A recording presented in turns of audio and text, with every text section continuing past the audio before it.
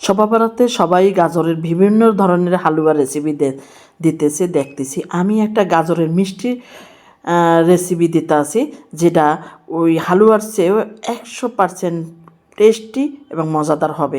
এটা আপনারা দিতে পারেন। একই গেমের খাবার হয়ে যায় হালুয়া, কিন্তু একটু ভিন্ন স্বাদের করলে কেমন হয় দেখেন এই হালুয়ার রেসিপি। আসসালামু আলাইকুম, কাছের এবং দূরের থেকে যে বন্ধুরা দেখছেন আজকের রেসিপি, অসংখ্য ধন্যবাদ আপনাদেরকে। আমি হালুয়ার মিষ্টি রেসিপি করব। আপনারা হালুয়া মনে করেও খেতে পারেন, কিন্তু ভিন্ন স্বাদের একটা হালুয়ার রেসিপি, হালুয়ার মিষ্টি রেসিপি। গ্রেট করে নিলাম, ধুয়ে ভালো করে গ্রেট করে নিতে হবে ছোটো অপশন দিয়ে। গ্রেটারে ছোটো অপশন দিয়ে নিতে হবে, বড়টা দিয়ে দিলে ভালো লাগবে না। এখন রান্নার পদ্ধতিতে চলে গেলাম। এখানে আমার 2 কাপ পরিমাণ গাজরের মানে মিষ্টির রেসিপি হবে, সেই পরিমাণে আমি চিনি দিয়ে দিলাম 1.5 পডের মতন, দিয়ে ভালো করে মিশিয়ে নাড়াচাড়া করে নিতেছি। চুলার আঁচটা একদম মিডিয়াম টু লো আছে থাকবে। আস্তে আস্তে গাজর থেকে কিন্তু পানি বের হয়ে আসবে। এর থেকে এখন আমি ফ্লেভারের জন্য গাজর, তেজপাতা আর এলাইচ এই দুইটাই দিয়ে ভালো করে মিশিয়ে নিতে আসি। একদম সহজ রেসিপি। যদি আপনাদের ভালো লাগে অবশ্যই একটা লাইক করতে ভুলবেন না, কমেন্টস করবেন, আর ফ্রেন্ডস অ্যান্ড ফ্যামিলির সাথে শেয়ার করে দেবেন রেসিপিটা।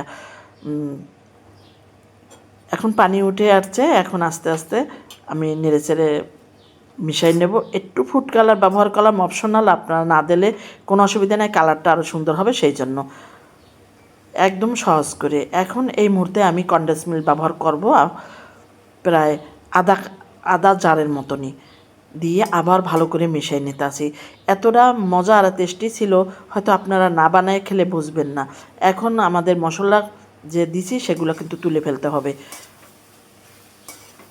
হয়ে গেছে কিন্তু আমার পুরটা গাজরের, এরকমই উতলতে হবে। এখন ঢেলে দিলাম, ঢেলে দিয়ে একটু ঠান্ডা করে নেব। এর সাথে কি ইনগ্রিডিয়েন্টস ব্যবহার করতেছি মিষ্টির সাথে সেটা একটু দেখেন। এখানে বিস্কিট আছে, এনার্জি বিস্কিট, আপনার অন্য কোনো বিস্কিট ব্যবহার করতে পারেন। ভালো করে মিক্স করে গ্রেস করে নিয়ে আসলাম, দিয়ে দিলাম বিস্কিট, সাথে বাদাম, অন্য বাদামও ব্যবহার করতে পারেন। 1 কাপের মতন গুঁড়া দুধ দিয়ে দিলাম, যেহেতু মিষ্টি এখানে মিষ্টির মতন করে বানাইতে হবে। প্রায় 4 চামচের মতন গুঁড়া দুধ দিয়ে দিলাম, সাথে ঘি দিয়ে দিলাম। অবশ্যই ঘি ব্যবহার করবেন। এখন হালকা গরম থাকতে কিন্তু আমাদেরকে একটু মিশিয়ে নিতে হবে।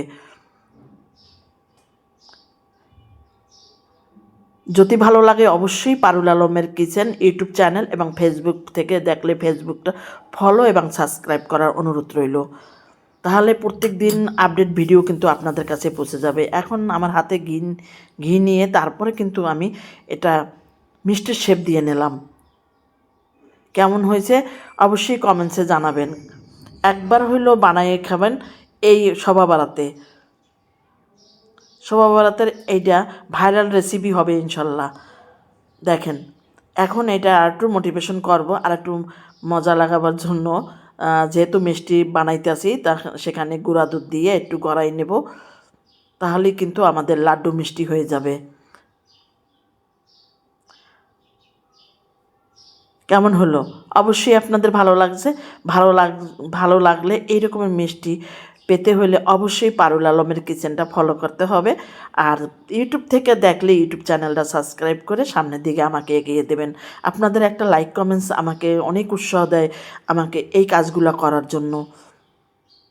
হয়ে গেল একে একে মিষ্টি বানানো। কেমন লাগতেছে অবশ্যই আপনাদের ভালো লাগতেছে। ভালো লাগলে এক্ষুনি শেয়ার করে দেন। সবাই যেন এই মিষ্টি রেসিপি দেখে হালুয়ার রেসিপি না খেয়ে ভুলে যায় মিষ্টি খেয়ে। মিষ্টি রেসিপি যেন বানায় সবাই একবার হইলেও, একদম ঘরে রাখা জিনিসপত্র দিয়েই। একটা ভেঙে দেখে খেতে খেতে আমি পারুল আলম চলে যাচ্ছি। আপনাদের জন্য দোয়া ও ভালোবাসা রইল।